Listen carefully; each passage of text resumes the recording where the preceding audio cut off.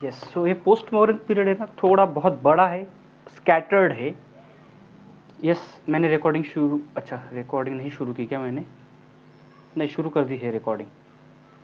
थोड़ा स्कैटर्ड है, बहुत सारे चेंजेस इस टाइम में आए हैं, बहुत सारे कल्चरल, सोशल, रिलीजियस, इकोनॉमिक, सारे स्फीयर में चेंजेस आए हैं, बहुत सारी डायनेस्टीज है। ओके, थोड़ा डिफिकल्ट लग सकता है, बट ठीक से समझ जाएंगे तो अच्छा रहेगा। ओके, पोस्ट मॉडर्न पीरियड के लिए जो हमारे स्टैंडर्ड बुक्स है वहाँ से क्रोनोलॉजी देखते रहिए, वहाँ से क्रोनोलॉजी देखते रहिए तो इजी पड़ेगा सब।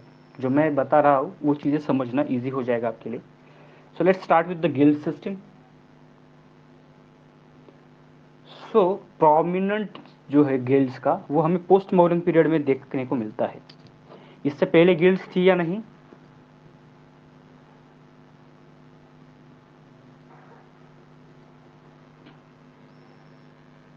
यस थी, गिल्ड्स थी। जैसे जातक कथाएं बताती है कि गिल्ड्स जो है वो संघ को खाना देती थी, खाना प्रोवाइड कर रही थी। तो गिल्ड्स थी बट प्रोमिनेंट नहीं थी। प्रोमिनेंटली कब दिखने लगती है, उनका प्रभाव कब से दिखने लगता है? तो पोस्ट मॉडर्न पीरियड। और क्यों? ये हमने सारे फैक्टर्स देखे थे, हिप्पोलस देखा था, रोमन एम्पायर देखा था, पैक्ट रोमाना देखा था, देखी थी ना ये चीजें। अटैकर्स की वजह से ओपन हुए न्यू ट्रेड रूट्स देखे थे, तो इसकी रीजनिंग देखी थी कि क्यों। तो अब एक्चुअल गिल्ड सिस्टम देखते हैं।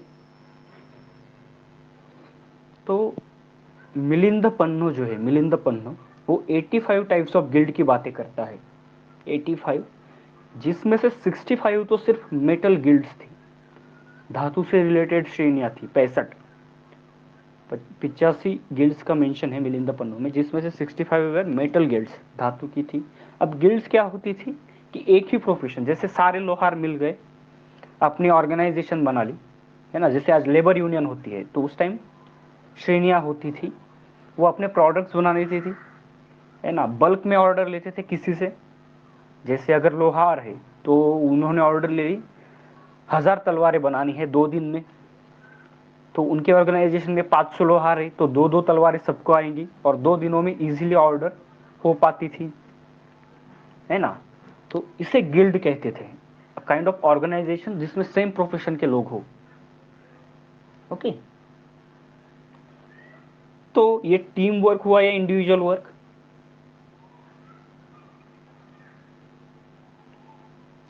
यस, टीम वर्क था ये ऑब्वियसली। अब टीम वर्क की वजह से मास प्रोडक्शन पॉसिबल हुआ है या नहीं?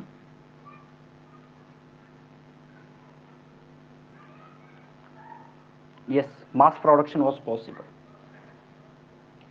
लेकिन अगर ऑर्गेनाइजेशन है तो उसमें उसका एक स्ट्रक्चर होगा, उसमें कुछ पद होंगे, डेजिग्नेशंस होंगे या नहीं? यस, यस होंगे। तो ये जो श्रेणी होती थी, इनके जो अध्यक्ष होते थे इनको क्या कहा जाता था? The chief of guild was known as,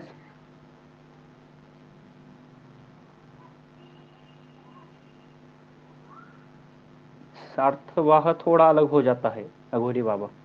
सार्थवाह term अलग है थोड़ी सी, वो गुप्ता पीरियड में देखेंगे सार्थवाह को, जब लोकल एडमिनिस्ट्रेशन देखेंगे, अर्बन लोकल एडमिनिस्ट्रेशन तब। सो सृष्टि, सृष्टि वॉज अ चीफ, और इनको ही साउथ इंडिया में क्या बुलाया जाता था?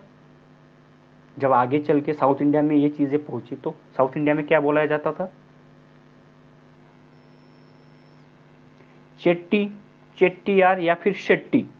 जो आज हम शेट्टी देखते हैं, तो ये उसी उसी चीज का एक्सटेंशन है एक टाइप से। तो कल्चरल कंटिन्यूटी आज भी है या नहीं? ये सिर्फ नाम में ही क्यों ना हो, बट कल्चरल कंटिन्यूटी होती है। यस, इंसान डायनेस्टीज शॉर्ट लिविंग होते हैं, लेकिन कल्चर जो है वो लॉन्ग टाइम तक रहती है। सो चीफ ऑफ गिल्ड को सृष्टि कहते थे। कोई एल्डरली पर्सन होता था, सीनियर पर्सन होता था, जिसको नॉलेज हो मार्केटिंग के बारे में, बिजनेस के बारे में, उस प्रोफेशन के बारे में एक्सपर्टीज हो, ऐसा कोई सीनियर पर्सन इनका सृष्टि होता था, इस एक्सपीरियंस। सृष्टि को किंग के कोर्ट में रिप्रेजेंटेशन मिलता था या नहीं?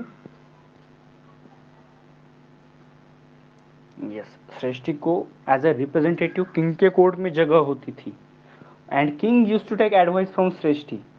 कुछ इंपॉर्टेंट चीजों में श्रेष्ठी से एडवाइस लेते थे king. So you can understand how powerful the guilds and chief of guild were. ये जो श्रेष्ठ श्रेणियां है और उनके जो अध्यक्ष है श्रेष्ठी, इनकी पावर आप देख सकते हो, है ना। इवन टुडे कुछ गिल्ड के अध्यक्ष जो है उनको किंग के कोर्ट में ऑडियंस होती है, मिलती है आज भी। ओके, सो गिल्ड्स कहाँ पे दिखती है उस टाइम की? एग्जाम्पल आज का, अभी आज की बड़ी न्यूज़ कौन सी है वही देख लो आप। वही एक टाइप से गिल्ड है और उनको ऑडियंस हमारे किंग देते हैं। अब समझदार को इस तरह काफी होता है बाकी। Yes, the western India, western India the prominently दिखती है ना। तो वेस्टर्न इंडिया में जो गिल्ड्स का जो प्रोमिनेंस है उसमें दो सिटीज ज्यादा इंपॉर्टेंट है। दो सिटीज और भी ज्यादा इंपॉर्टेंट है, कौन सी थी वो दो सिटीज?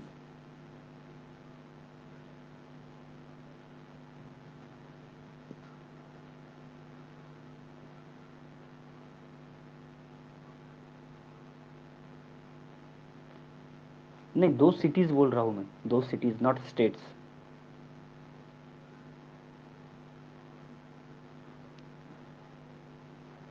वेस्टर्न इंडिया में प्रोमिनेंटली दिखते हैं बहुत सारे गिल्ड जो है वो वेस्टर्न इंडिया में आई। बट वेस्टर्न इंडिया में भी दो सिटीज ज्यादा इंपॉर्टेंट हो गई उस टाइम में। वो कौन सी थी? हाउ एवर एक सिटी को आप नॉर्थ इंडिया में मान सकते हो ना, सूरत नहीं। सूरत को प्रोमिनेंस मिला मुगल टाइम में, नॉट अहमदाबाद। अहमदाबाद तो बनी ही पोस्ट सल्तनत पीरियड में अहमदाबाद बनाई गई है।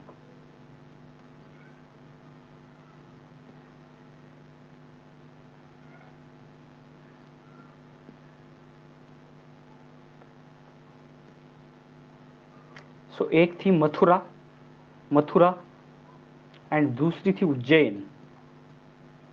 मथुरा एंड उज्जैन, और ये दो सिटी क्यों बनी, इतनी इंपॉर्टेंट क्यों बनी? क्या कोई बता सकता है?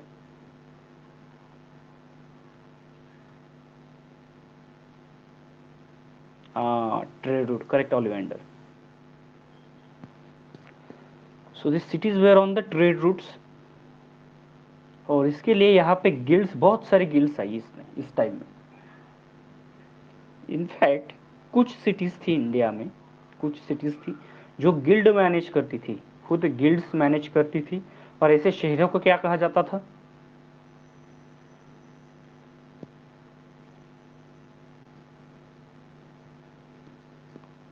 जो शहरों का मैनेजमेंट गिल्ड्स द्वारा किया जाता था, ऐसे शहरों को क्या कहा जाता था?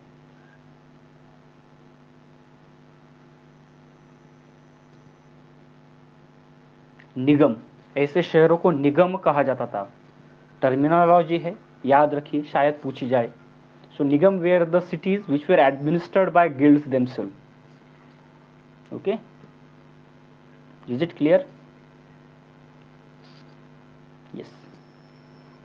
सो देखते श्रेणी क्या क्या कर सकती थी। क्या श्रेणी खुद के कॉइन्स मिंट कर सकती थी, खुद के सिक्के बना सकती थी?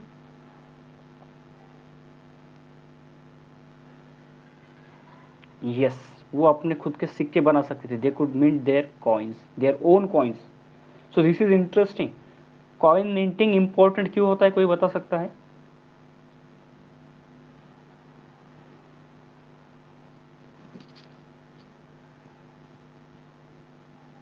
पावर, ठीक है, पावर एक डोमिनेंस नहीं, प्रॉपर वर्डिंग चाहिए, प्रॉपर वर्डिंग। हम यूपीएससी के एस्पिरेंट से अथॉरिटी, बट इससे अच्छा वर्ड है इसके लिए।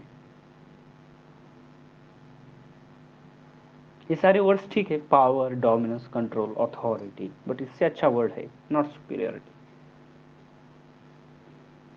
नॉट रिलायंस। रुकिए रुकिए रुकिए, मैं बताता हूँ। So the power of minting coins symbolizes sovereignty of state. राज्य की जो सोवेरेनिटी, संप्रभुता जो होती है, वो इससे चिन्हित होती है कि अगर राज्य कॉइन मिंट कर सकता है तो उसकी संप्रभुता उससे चिन्हित होती है। प्रतीक होता है वो संप्रभुता का। और इसीलिए गवर्नमेंट ऑफ इंडिया अलो करती है बिटकॉइन, या फिर कोई भी गवर्नमेंट हो जो पावरफुल गवर्नमेंट है, जो स्टेबल इकोनॉमीज है, क्या वो अलो कर रही है? ना, बिटकॉइन को नहीं अलो कर रही। ये सिंबल है सोवेरिटी का, और ये सोवेरिटी कोई गवर्नमेंट नहीं जाने देना चाहती। Okay, am I audible? Okay, yes. क्या श्रेणी अपनी आर्मी रख सकती थी?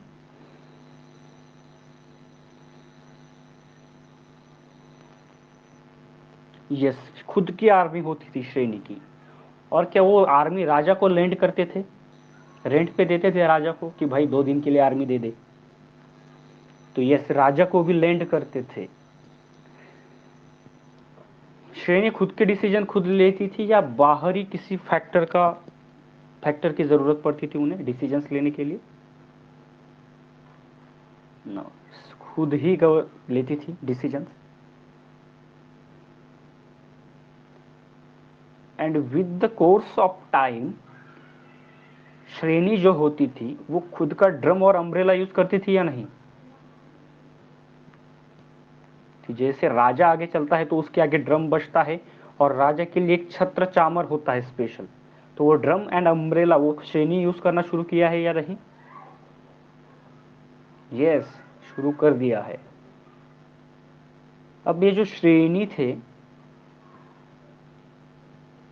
हाँ, हुंडी भी जारी करती थी, करेक्ट, बट वो लैटर टाइम है, हुंडी बाद में आएंगे, अभी हम एंशंट में हैं।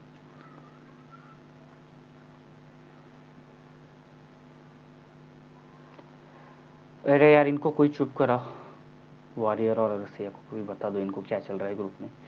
सो नेक्स्ट इज, कहाँ पे थे आप? हाँ, इसके साथ ही श्रेणी अपने सदस्य की सोशल लाइफ कंट्रोल करती थी या नहीं?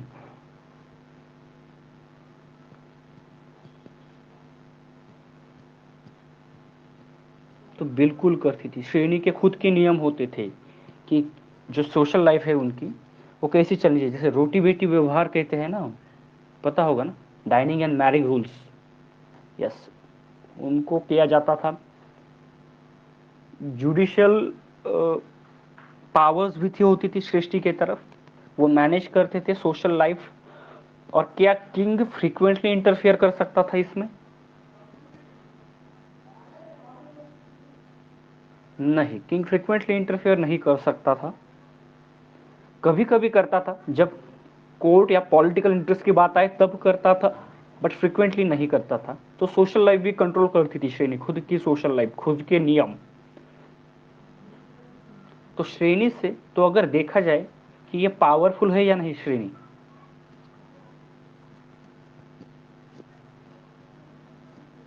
यस, ये काइंड ऑफ पैरेलल गवर्नमेंट है। तो इसका इंपॉर्टेंस बढ़ते दिखता है या कम होते दिखता है?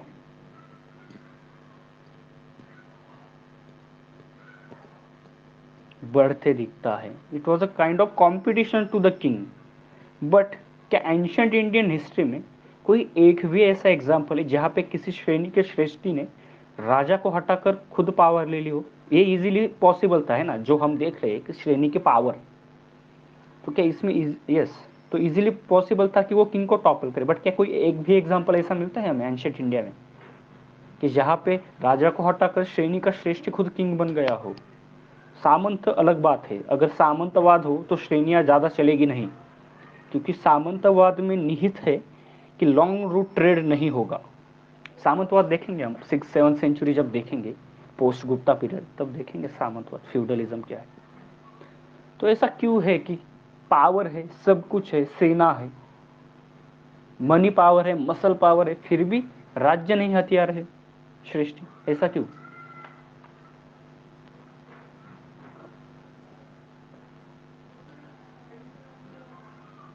अब पब्लिक सपोर्ट तो अब है ना, वो तो खुद की सोशल लाइफ कंट्रोल कर रहे हैं, बताओ। प्रॉस्परस थे तो क्या मतलब, इक्वल स्टेटस नहीं? क्यों? No interfere in political interest, correct, मैं वही बता रहा हूँ कि उन्होंने कभी नहीं किया पॉलिटिकल इंटरेस्ट में इंटरफेयर। क्यों? कंजर्वेटिव नेचर नहीं, योग्य लीडर नहीं है। अरे स्पेशलाइजेशन हो चुकी है गिल्ड्स में, और हम ये कैसे कह सकते हैं कि योग्य लीडर नहीं है। गिल्ड्स पावरफुल खुद से नहीं बनी, पावरफुल लीडर और पावरफुल मेंबर्स से बनती है। कॉन्फ्लिक्ट से कहाँ कॉन्फ्लिक्ट रहेगा, जब किंग को ही कंपटीशन है, किंग ही चला जाएगा तो कौन करेगा, है ना। जी जैसे आज का एग्जांपल देखिए, अंबानी जी ने सोचा कि हमको प्राइम मिनिस्टर बनना है ना, और वो बन गए प्राइम मिनिस्टर, फिर कॉन्फ्लिक्ट कहाँ रहेगा, रिवेन्यू नहीं, रिवेन्यू का भी नहीं। तो सिंपल रीजन है, क्या वो राज्य सत्ता में इंटरेस्टेड थे, क्या श्रेणी राज्य सत्ता में इंटरेस्टेड थी,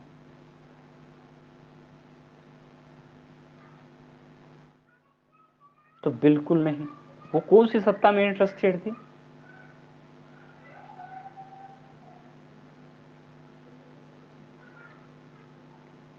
कौन सी सत्ता में इंटरेस्टेड थी श्रेणी,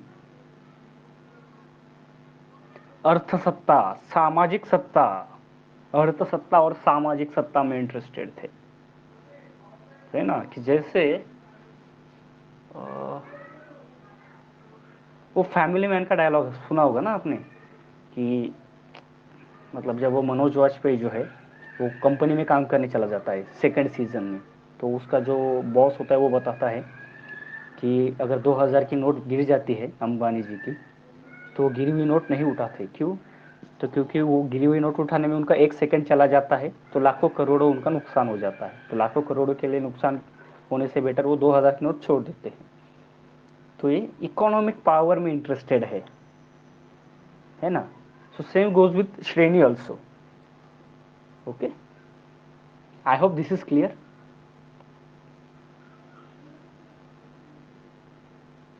यस, क्या श्रेणी खुद की क्वालिटी मेंटेन रखती थी या नहीं,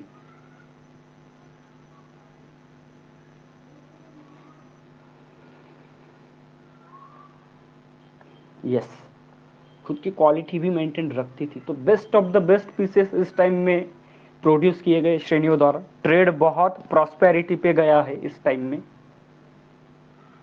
है ना। And maybe this is the reason highest purity of gold coin किसने इशू किए हैं, highest purity of gold coin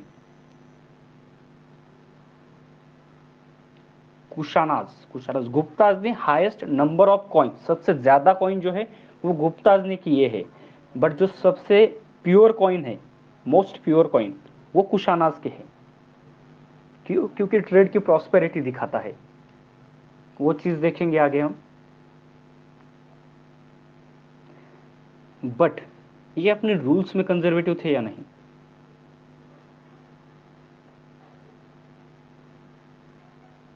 yes, बिल्कुल कंजर्वेटिव थे।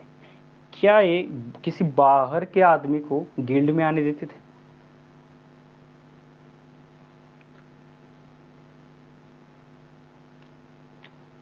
कार्टेल सिस्टम मतलब क्या है? अगर सारे लोहार या सारे चर्मकार एक साथ आ गए तो कार्टेलिंग की कोई गुंजाइश ही नहीं ना, एक ही रूल है सबके लिए कि इतनी ही प्राइस को बेचना है, तो कार्टेलाइजेशन का मतलब कोई मतलब ही नहीं बनता ना उस सिस्टम में। कार्टेलाइजेशन कब होता है, एक ही प्रोफेशन के अलग अलग फॉर्म्स हो और वो आके मिलके कुछ करे तो कार्टेलाइजेशन बनता है। यहाँ पे एक हेड है और उसके अंडर सब है।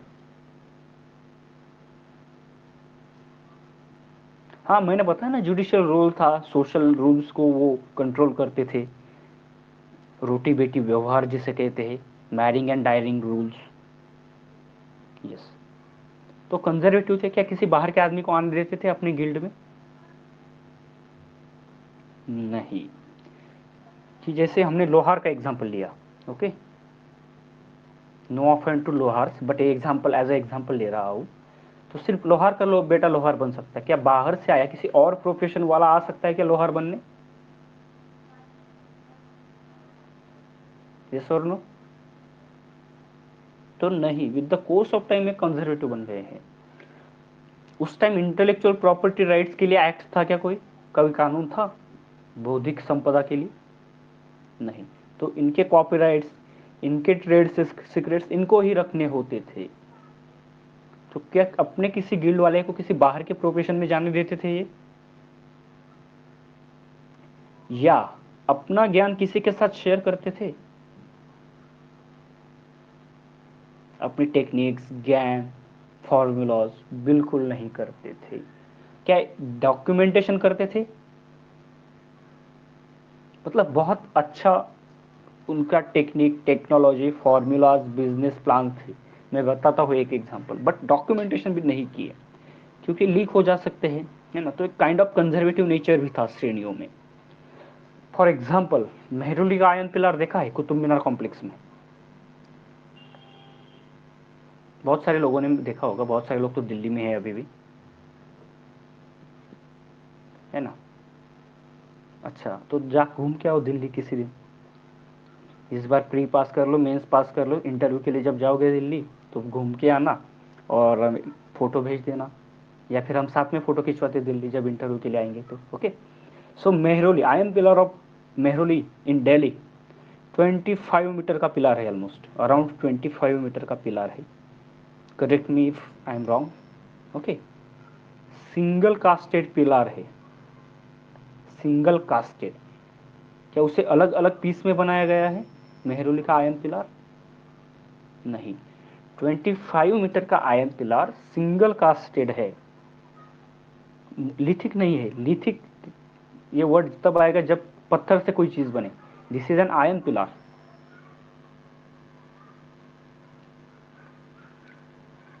इतनी बड़ी फाउंड्री, फाउंड्री लगती है अगर कोई भी चीज की कास्टिंग करनी हो, आपको कास्ट करके कोई चीज बनानी हो तो उसकी जो जगह होती है उसे कहते हैं फाउंड्री। तो क्या इतनी बड़ी फाउंड्री कहीं भी थी दुनिया में?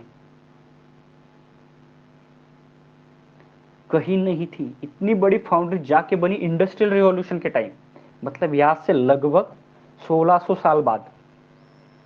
1600 साल तक इतनी बड़ी फाउंड्री नहीं थी दुनिया में। और इंपॉर्टेंटली, ये रस्टेड है या अनरस्टेड है ये आयन पिलर?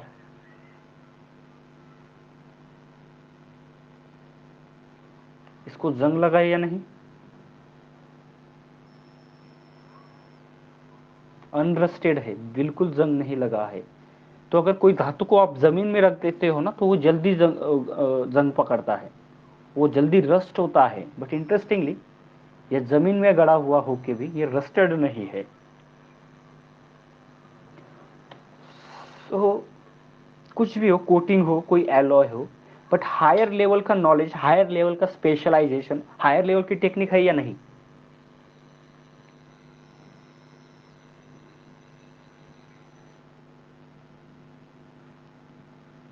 बहुत ही हायर लेवल की टेक्निक है ये, बहुत हायर लेवल का नॉलेज है।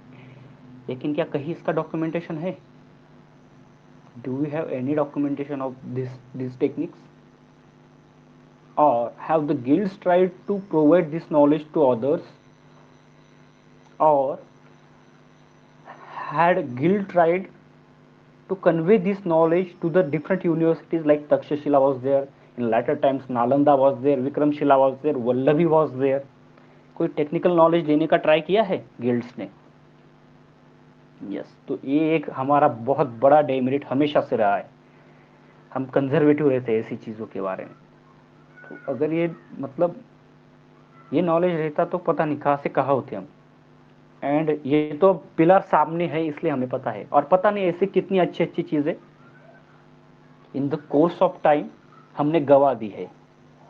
We don't know what others thing have we lost in the course of time.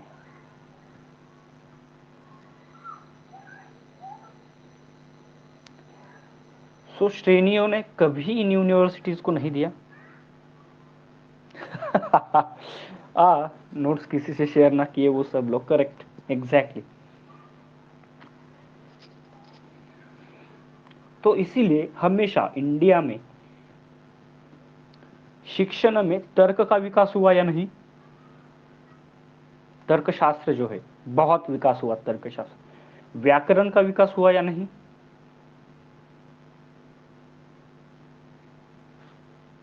Yes, व्याकरण का भी विकास हुआ। गणित का विकास हुआ या नहीं?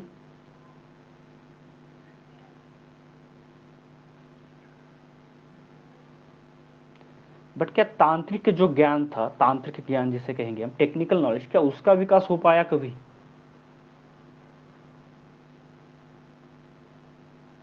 नहीं, वो हम हमारे जीन में ही नहीं ला पाए, और उसके जो परिणाम है हम आज भी भुगत रहे हैं या नहीं। यस, अब तो हमारे जीन में इन्वेंशन की जगह जुगाड़ टेक्नोलॉजी बस गई है हमारे जीन्स में। So this relation can be built history से, मतलब पास्ट से प्रेजेंट में ये रिलेशन हम बिल्ट अप कर सकते हैं। हाँ सही है, हमें यही कहा जाता है ना कि हम जुगाड़ टेक्नोलॉजी वाले हैं। ओबामा की गाड़ी तक हमने जुगाड़ टेक्नोलॉजी से सही कर दी थी, but invention, ITR, discoveries, patents, क्या इसमें हम आगे बढ़ पाते हैं?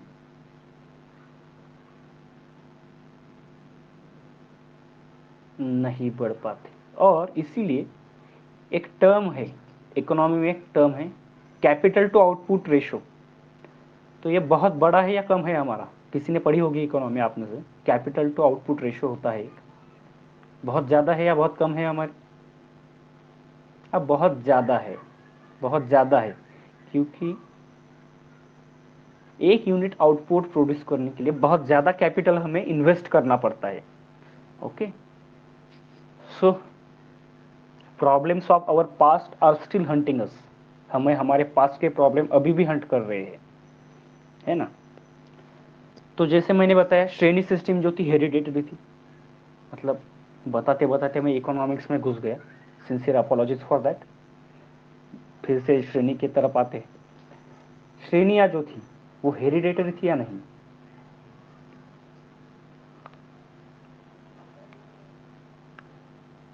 यस, हेरिडेटरी थी, श्रेणी जो थी हेरिडेटरी थी। मथुरा, मतलब अब टेक्सटाइल में भी बहुत नाम हो चुका था। India was very famous for textile and the metal work.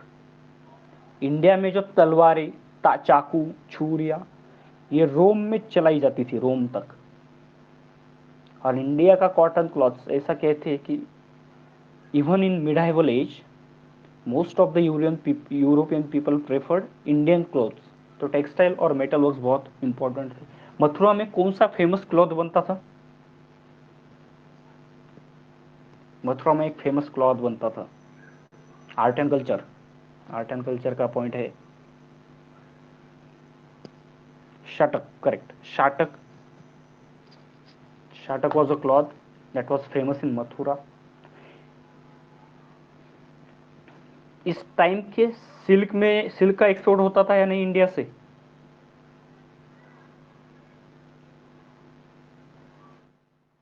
Yes, silk का एक्सपोर्ट होता था। इंडिया और चाइना इस टाइम में सिल्क के सबसे बड़े एक्सपोर्टर्स थे। यूरोप, पर्शिया, इस रीजन में बहुत बड़े पैमाने पे सिल्क जो है वो इंडिया और चाइना एक्सपोर्ट करते थे। और जिस रूट से ये सिल्क एक्सपोर्ट होता था उसे क्या कहा जाता था?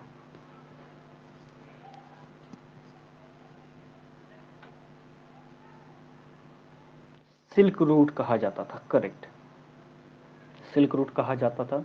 अब ये सिल्क रूट एक्चुअली चाइना से लेके यूरोप तक था। जैसे चाइना, फिर सेंट्रल एशिया, फिर ईरान, और फिर टर्की, टर्की से फिर यूरोप।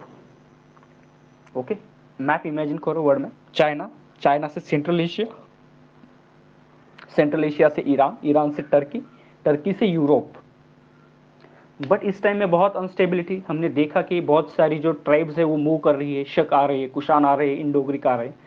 तो सेंट्रल एशिया में क्या स्टेबिलिटी थी?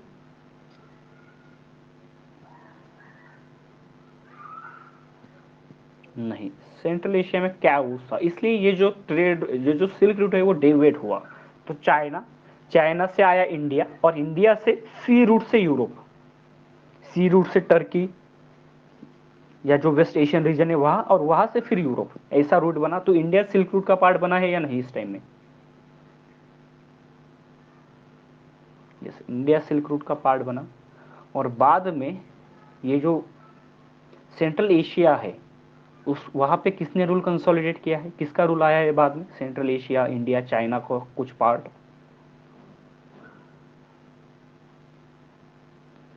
कुशान। कुशान देखा था ना हमने, कनिष्क, चाइना को भी जीता, जीता है उसने। और इंडिया, चाइना, सेंट्रल एशिया, इस रीजन में उसका रूल था। तो सिल्क रूट से उसको फायदा हुआ है या नहीं? अब स्टेबल हो गया तो फिर से सिल्क रूट रिस्टोर हो जाएगा। इंडिया से भी चल ही रहा था सी रूट, कुछ लोग वहाँ से कुछ लोग यहाँ से, तो बिल्कुल हुआ है सिल्क रूट से। तो इस पे टैरिफ्स लेते थे, टैरिफ्स या टैक्स जिसे कहते थे, तो वो गोल्ड के फॉर्म में होता है। और बहुत सारा रिवेन्यू मिला है यानी सिल्क रूट की वजह से कुशानास को। यस, बहुत सारा गोल्ड, बहुत सारा रेवेन्यू मिला है। And this is the reason why Kushanas issued most purest coin in the history were issued by Kushanas. ये रीजन था उसके पीछे। क्या नाम था गोल्ड कॉइन्स जो थे कुशानास के?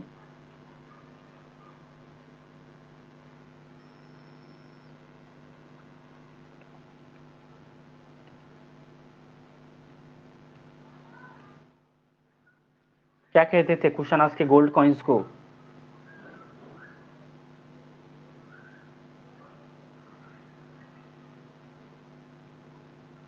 दिनार। दिनार? अरे यार ये कौन डाल रहा है पोल यार, इनको जाके बताओ कोई।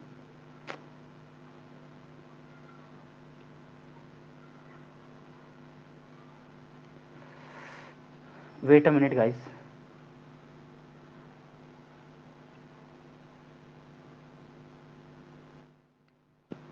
Okay, yes. और इसकी वजह से इंडिया की जो सिटीज थी वो प्रॉस्परस हुई है या नहीं?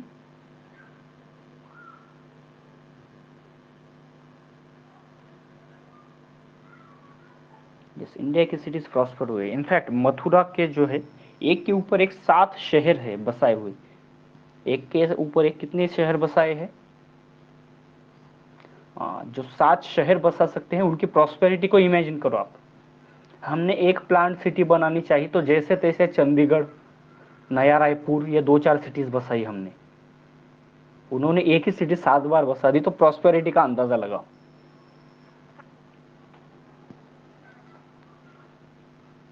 सो अगर देखें, क्या पॉलिटी स्टेबल है इस टाइम की?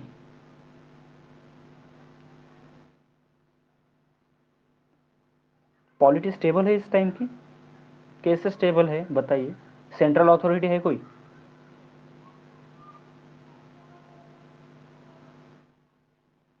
नहीं है। कोई कंसोलिडेटेड एम्पायर है इस टाइम में इंडिया में?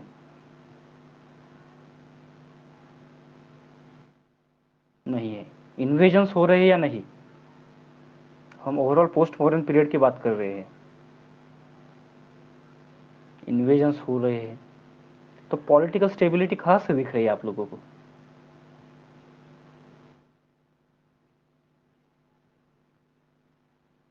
तो इंस्टेबिलिटी है। बट क्या इकोनॉमिक प्रॉस्पेरिटी कम हुई है या बढ़ी है इस टाइम में?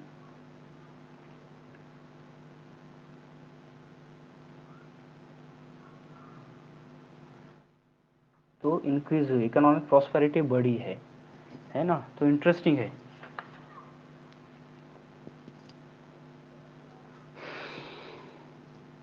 yes. तो ये सोचिए थोड़ा सा इस बारे में। हाँ, मैं यही बात कर रहा हूँ कि ये सोचिए कि कैसे, है ना, और क्यों। तो this being said we will stop here, यही रुकेंगे आज, है ना। थोड़े कुछ बाकी सब्जेक्ट से क्वेश्चंस देखते थे। यहाँ पे हम कुशानाज वगैरह खत्म हो गया। कल जो है हम पोस्ट मौर्यन डेक्कन देखेंगे, सातवाहनास देखेंगे, और उसके बाद संगम एज भी देखना है। थोड़ा बड़ा चैप्टर होगा ये, है ना। ये आपको सोचने के लिए बता है। एट द एंड जब पोस्ट मॉडर्न पीरियड खत्म करेगा तो एक कंक्लूजन निकालेंगे।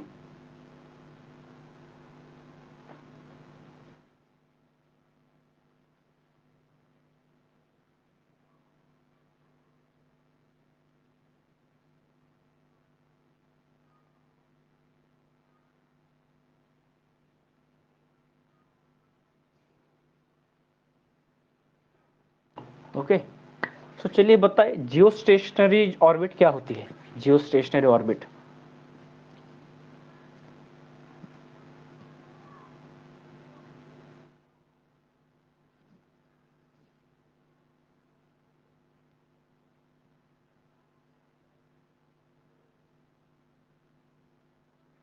जियो स्टेशनरी ऑर्बिट क्या होती है? क्या अंतर पे डिफाइन होती है कि जियो स्टेशनरी ऑर्बिट है?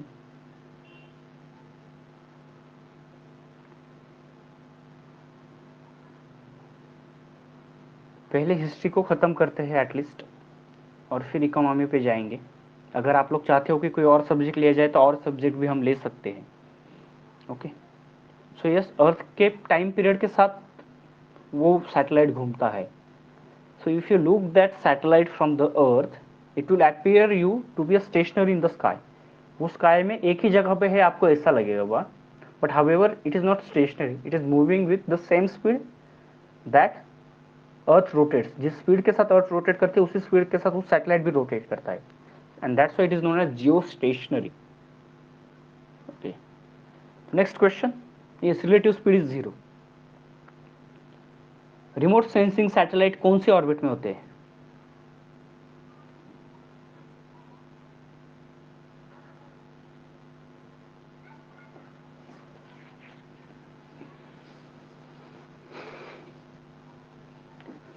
रिमोट सेंसिंग सैटेलाइट कौन सी ऑर्बिट में होते हैं?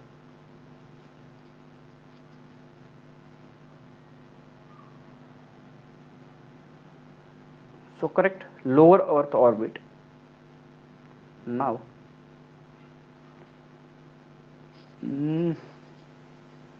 कम्युनिकेशन सैटेलाइट कौन से ऑर्बिट में होते हैं?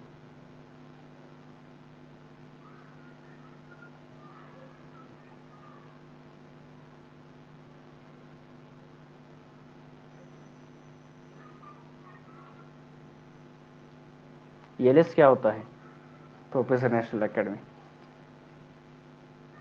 नहीं, ऑर्बिट का नाम पूछ रहा हूं मैं, डिस्टेंस नहीं पूछ रहा हूं। ऑलिवेंडर।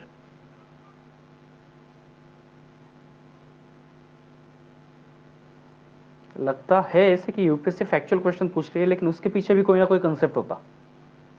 किस चीज का short form? Professor national academy. कौन से ऑर्बिट में होते हैं कम्युनिकेशन सैटेलाइट? अरे बहुत सिंपल क्वेश्चन है गाइस, है ना, इतना तो एक्सपेक्टेड है आपसे। क्वेश्चन तो इसके आगे आने वाले हैं इस कंसेप्ट पे बेस, इससे एक स्टेप आगे जाके यूपीएससी क्वेश्चन पूछने वाला है। ये बेसिक्स तो आपको पता होना चाहिए।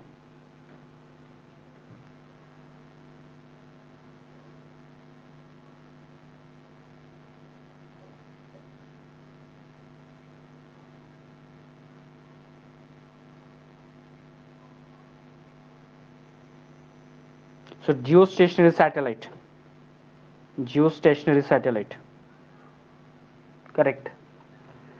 तो अब ऐसा क्यों कि रिमोट सेंसिंग क्यों लो अर्थ में ही रहते हैं, और रिमोट कम्युनिकेशन सैटेलाइट जियो स्टेशनरी में ही क्यों रहते हैं?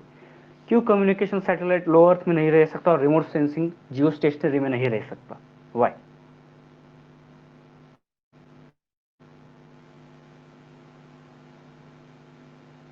एक्सप्लेन कीजिए, थोड़ा इलेबोरेट बताइए ना। ये सवाल ऐसे नहीं है कि आप वन वर्ड आप आंसर दे सके इसका।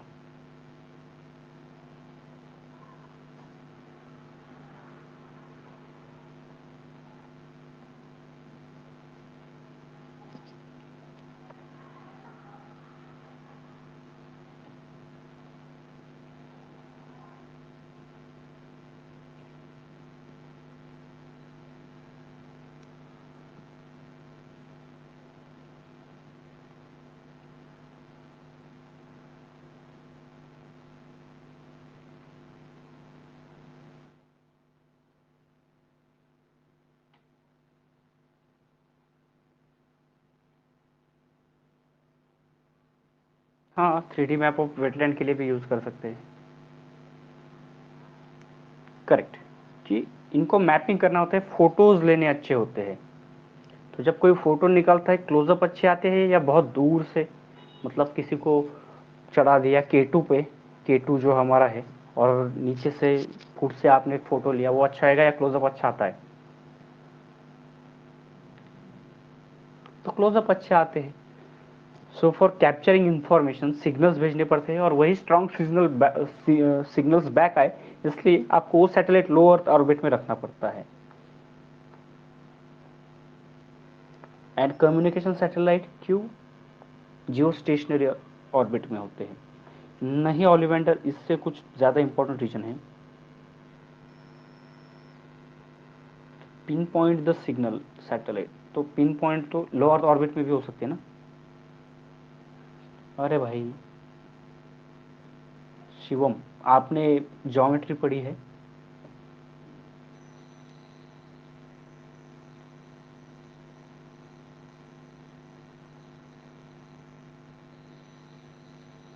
L5 L7, आप बहुत रॉकेट साइंस बता रहे हो, इसके आंसर बहुत सिंगल है, सिग्नल डिस्टर्बेंस भी नहीं।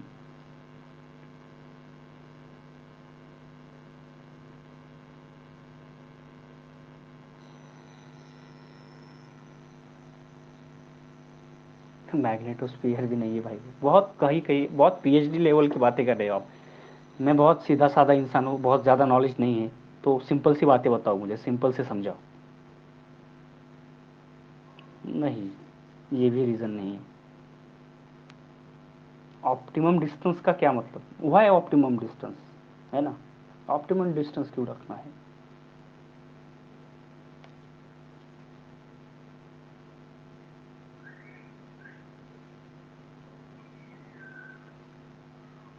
हाउ, वाई मतलब कम्युनिकेट विद प्रॉपर लोकेशंस, ये सब वेग टर्मिनोलॉजीज है।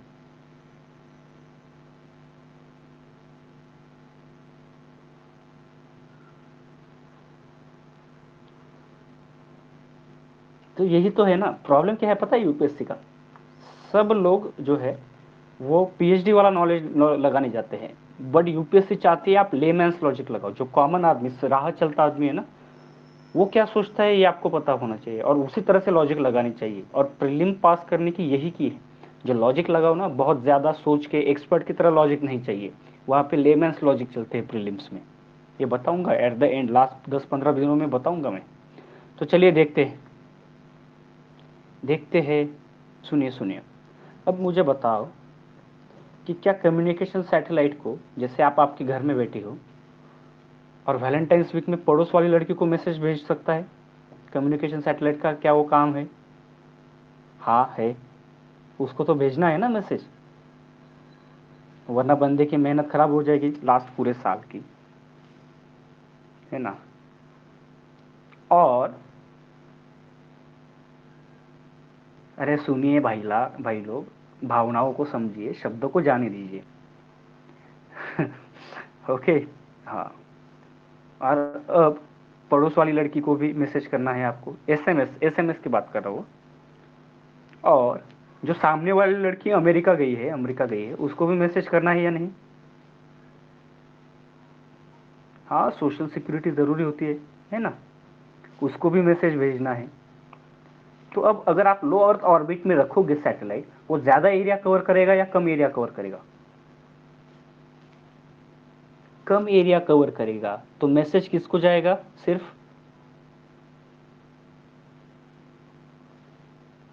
हाँ, पड़ोस वाली लड़की को। अगर आप लड़की हो तो पड़ोस वाले लड़के को। ओके, समझ लो, I don't want to be a gender biased. Okay, हाँ, लड़का हो तो पड़ोस वाली लड़की को, लड़की हो तो पड़ोस वाले लड़के को। बट क्या फिर आपकी सोशल सिक्योरिटी रहेगी अमेरिका वाली? कोई ना गुरी बाबा, 377 भी अलाउड है, अब डिक्रिमिनलाइज कर दिया गया है, डोंट वरी। ओके, तो क्या अमेरिका पहुंच पाएगा? I am sorry, I don't want to, मतलब, है ना, उसे, इस जोक को लाइटली ले लीजिए, ज़्यादा दिल पे ना लगाए। ओके, नो, तो सुनिए, क्या वो अमेरिका में मैसेज पहुंच पाएगा आपका? नहीं पहुंच पाएगा। और अगर जियो स्टेशनरी सैटेलाइट में आपका सैटेलाइट है, तो वो ज़्यादा आर्क कवर करेगा या कम करेगा?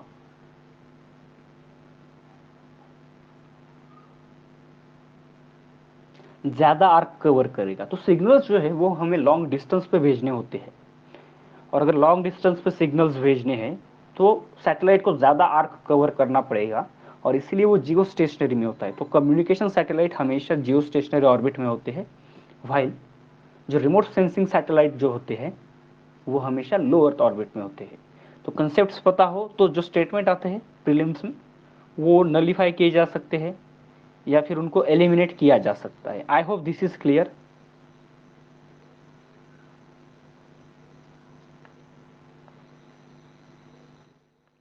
यस,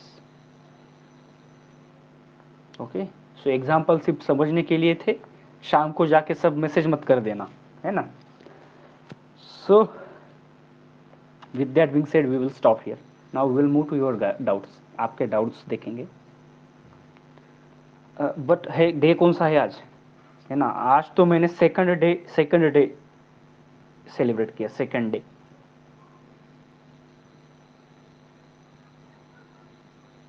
टेडी डे है क्या? अच्छा, ठीक है ठीक है। नहीं, लेकिन मैंने सेकेंड डे जो है वो सेलिब्रेट किया, second day of Border Gavaskar Trophy test. Border Gavaskar Trophy चल रही है ना, टेस्ट मैच।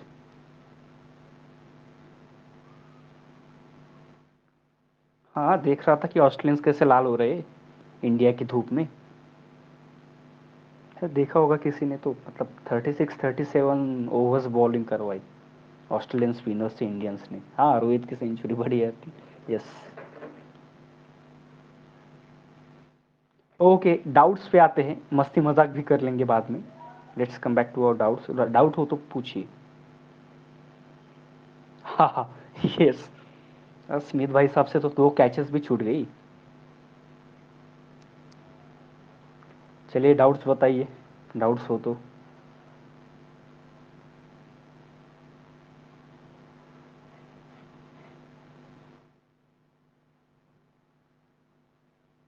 गिल्ड्स के पावर जातक कथाएं है, मिलिंद पन्नों, मैंने बताया कि मिलिंद पन्नों में मेंशन है उनके। तो ये इनफैक्ट सोर्सेस में नहीं होता तो हिस्ट्री में आता ही नहीं। विदाउट सोर्सेस हिस्ट्री बिल्ड ही नहीं की जा सकती।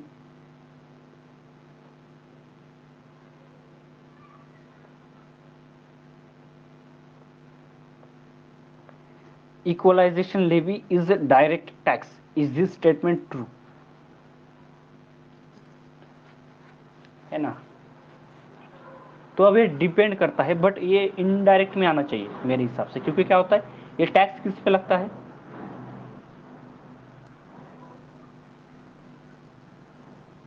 इक्वलाइजेशन लेवी, ये जो टैक्स है किस पे लगता है? हाँ, मोस्टली ऑनलाइन एडवर्टाइजमेंट, और अब इसे एक्सपांड कर दिया है to the e commerce also.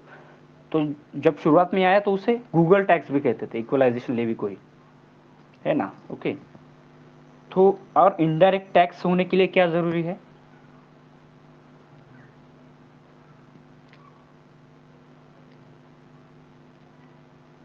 Indirect tax होने के लिए क्या चीज जरूरी होती है कि कोई टैक्स इनडायरेक्ट टैक्स है, ये कैसे समझते हैं हम? बर्डन, बर्डन का क्या, किस पे होता है बर्डन?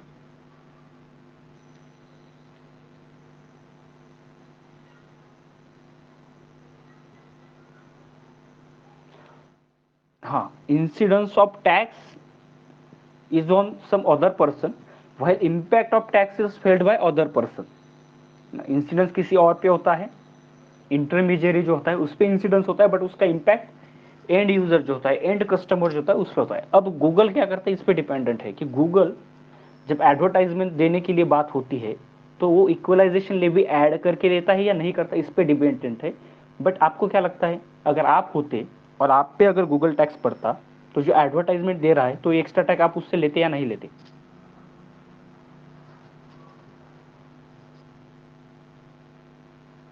हाँ, तो लेते। तो मुझे लगता है कि ये इनडायरेक्ट टैक्स होना चाहिए।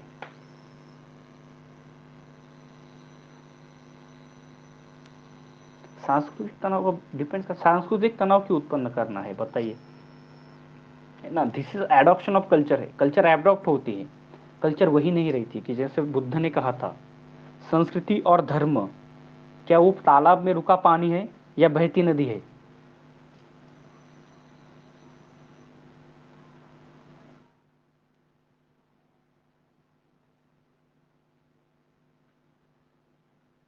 तो इट्स लाइक रिवर जो चेंज होती है, हमेशा नए एलिमेंट्स को खुद में लेती है।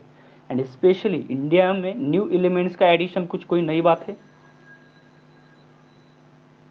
नहीं। तो तनाव क्यों उत्पन्न होना चाहिए नई बातों से? बर्गर खाते हुए तो तनाव उत्पन्न नहीं होता हमें, पिज्जा खाते हुए तो नहीं होता।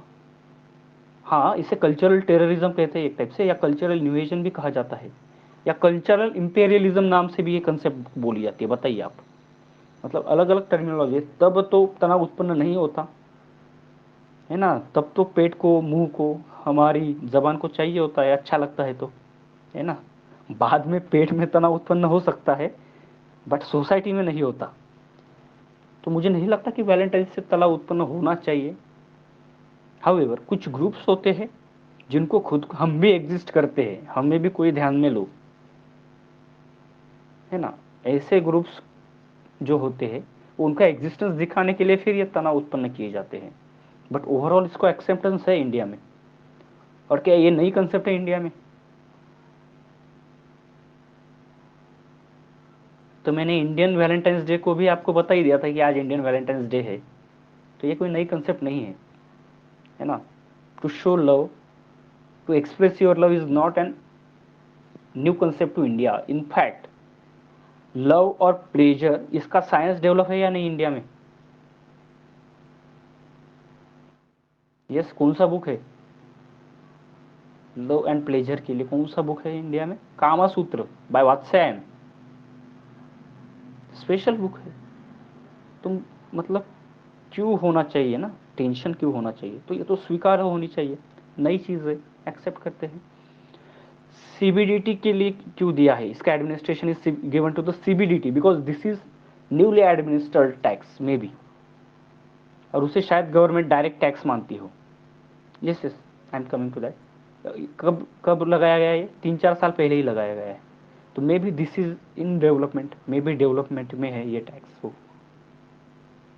यस, 16-17 में लगाया है इसे, correct.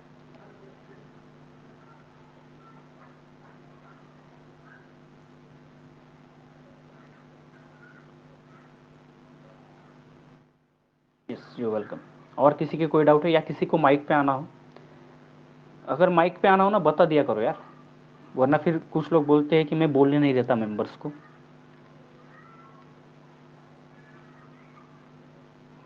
Yes please go on Rutuja. अच्छा ठीक है, कोई बात नहीं, अब खोली बात।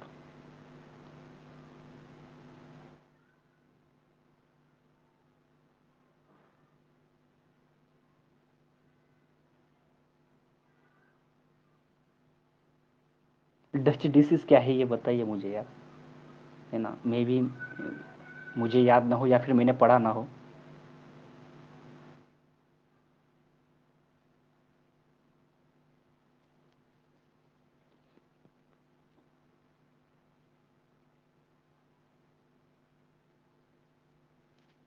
और ये शायद रिसेंट न्यूज़ है, आज की न्यूज़ है ना। दैट्स मे बी ट्रू, है ना। डच डिशेस के लिए इतना अपने पास चाहिए तो करेक्ट हो सकता है। बट अभी देखना पड़ेगा ना कि, मतलब यह क्या सही न्यूज़ है। मैंने सिर्फ सुना, पढ़ा नहीं अभी तक ठीक से। वेरीफाइड सोर्सेस से ही न्यूज़ देखना पडेगा ऋतुजा पाटील। मतलब काय झालंय ना, 6 महिन्यापासून इकॉनॉमी नाही वाचलं मी, मेन्स नंतर इकॉनॉमी सुटली आहे, मध्ये एम पी एस सी, आणि मग थोडे दिवस हिस्ट्री ऑप्शनल सुरू होता, तर मग मला बघावं लागेल की आय बी सी प्रीपॅक सुरू आहे की नाही. But probably I B C prepack शुरू होना चाहिए, है ना. It was not a short sighted policy.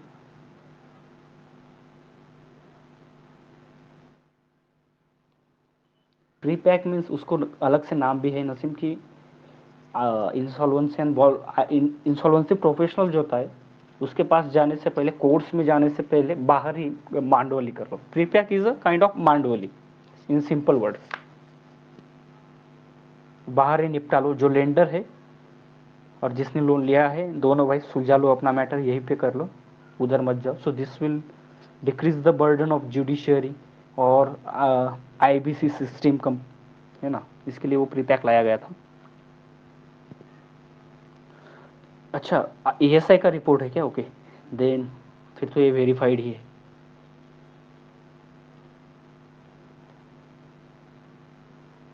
और किसी का डाउट है ना? डच डिसीज के बारे में मैं नहीं बता सकता, मे भी किसी को पता हो तो आप बता दीजिए, माइक पे आके बताना हो या ग्रुप में बताना हो तो प्लीज़, यू आर वेलकम.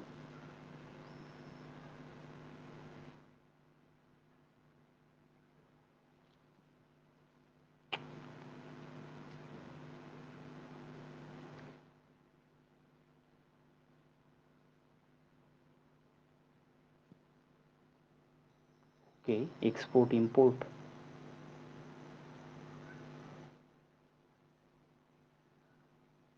अरे उसका कंजर्वेशन अच्छे से होता है, फंडिंग मिलता है, टेक्निकल एक्सपर्टीज मिलती है यूनेस्को की साइड डिक्लेयर होने पे। Yes yes yes yes, I got that, yes, Dutch disease, yes,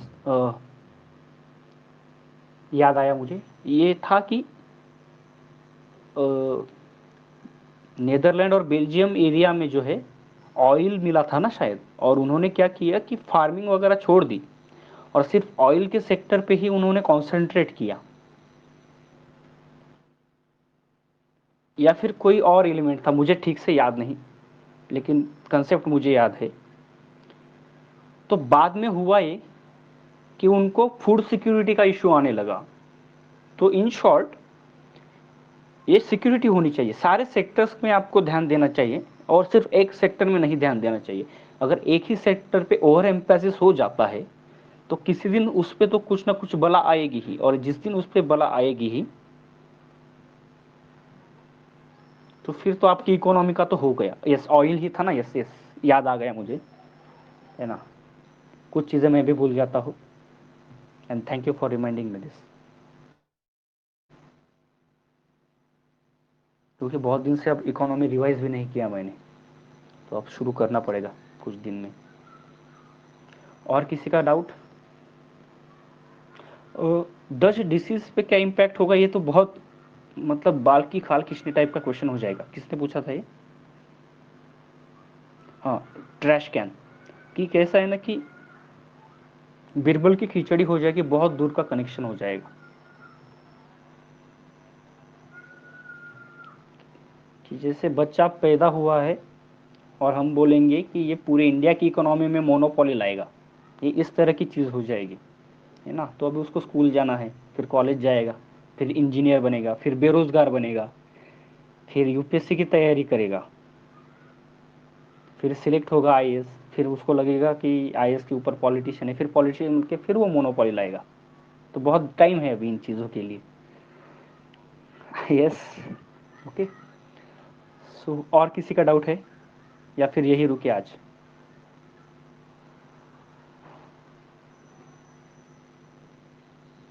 yes, shall we stop here?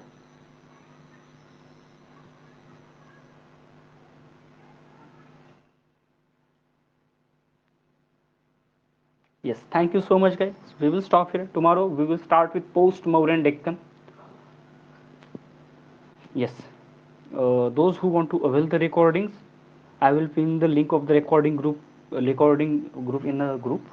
Okay, you can avail the recordings from there. जिनको रिकॉर्डिंग चाहिए मैं लिंक पिन कर दूंगा ग्रुप में, आप वहाँ से रिकॉर्डिंग्स ले सकते हो। सो कल मिलते हैं शाम 6 बजे।